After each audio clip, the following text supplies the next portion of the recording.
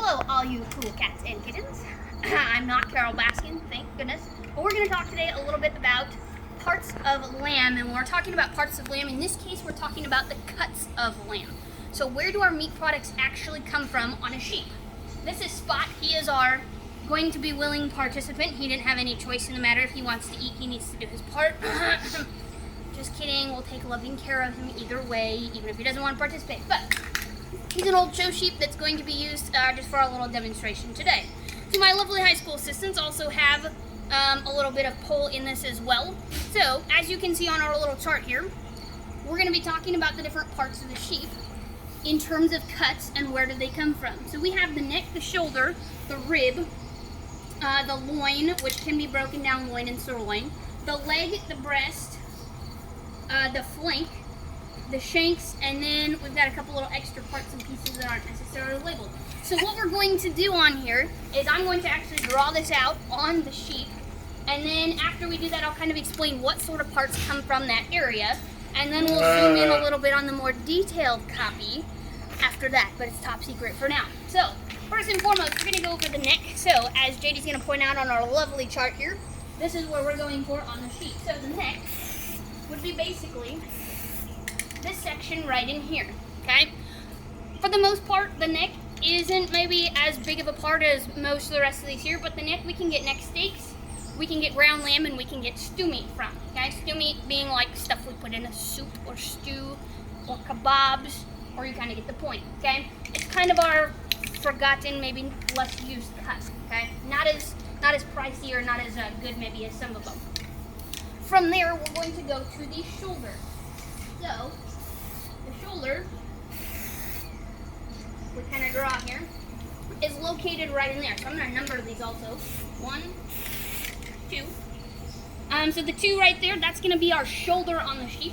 And the shoulder is useful for a bunch of different parts. We could actually zoom in on this as we're going, maybe.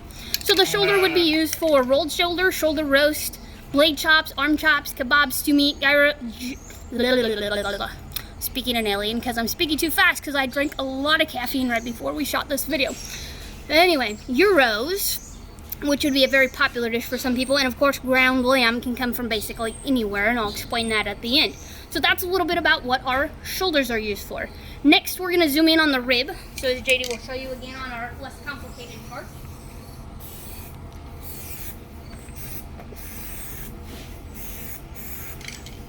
My fantastic art skills. I don't know why I wasn't an art teacher. Anyway, number 3 would be our rib. So if we zoom in on our chart here, the rib would be a crown roast, also known kind of as a rack. We can have rib roast, rib chops, whole rack, which is one of my all-time favorite things, and lamb lollipops, which would be kind of more of a delicacy, basically very thinly sliced little muscle pieces, so rack pieces that would still be attached to a rib. They're really good as a herbivore, aka hors d'oeuvres would be actually how you would say it. So that's a little bit about what we get out of our rib. Next, we're going to go look at the loin, which is sometimes divided up loin and sirloin. So I'm just going to put little tiny lines here, kind of dividing that up just a little bit. So that whole section would be considered the loin, but you can split it loin and sirloin. So this would be 4 and 5 according to our chart. So as you can see, we're just kind of working our way backwards.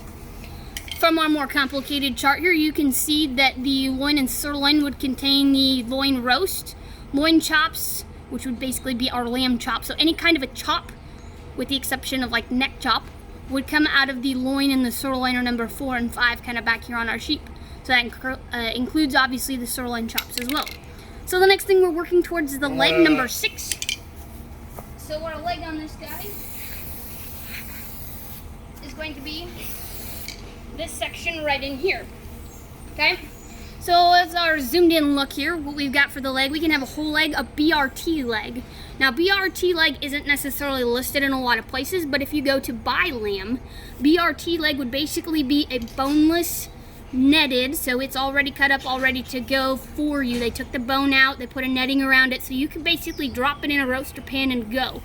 It's awesome if you want to make a leg roast, okay? A lot of times if you buy BRT legs, they have flavorings in them. Rosemary, lemon, those are all different popular flavors that they're going to put on it, okay? You can also get leg chops, leg roast, stew meat, kebabs, and of course gyros.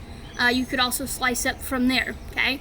A leg is a very popular cut to buy if you want just a large chunk of muscle. If you want the best cut of meat, that's actually going to come from up in the rib, and that would be the rack muscle that's right up in here on the top part of your rib, okay? As we work down to number 7, that would be the breast. So that would come from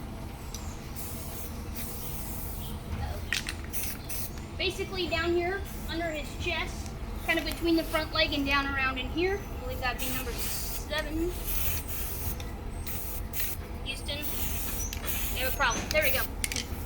We'll pretend that's a 7. Maybe I won't be an art teacher. So 7, the breast. We could get just breast. We could get riblets, spare ribs, and of course our ground lamb would also come from there. Working back, typo. Pretend that says flank, please. As we work back to number 8, that's the flank. Basically, all we do with that is grind it up. So that would be this little flap of skin that goes right in there.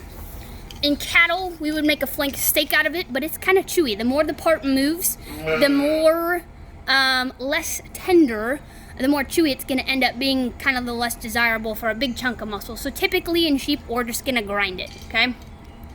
Number 9, we've got the shanks. My fingers in the way. So number 9, we've got the shanks. So that would basically be shank roast and ground lamb. So shank come from foreshank right here, which is actually the forearm. And then the rear shank right here. I didn't give myself very much space.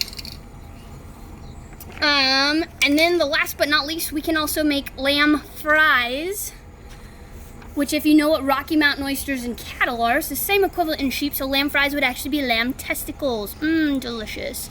Also, the ground lamb can come from any part of the animal. So ground lamb is basically the muscles that are left over, the meat products left over after we take these big pieces out. Instead of wasting them, we collect them all together, we'll grind them up, and that's what we can use to make our ground lamb. So there we have the different parts of the sheep, kind of where they're located. Thanks, Spot, for being a very willing participant. Thank you, Spot. Woo!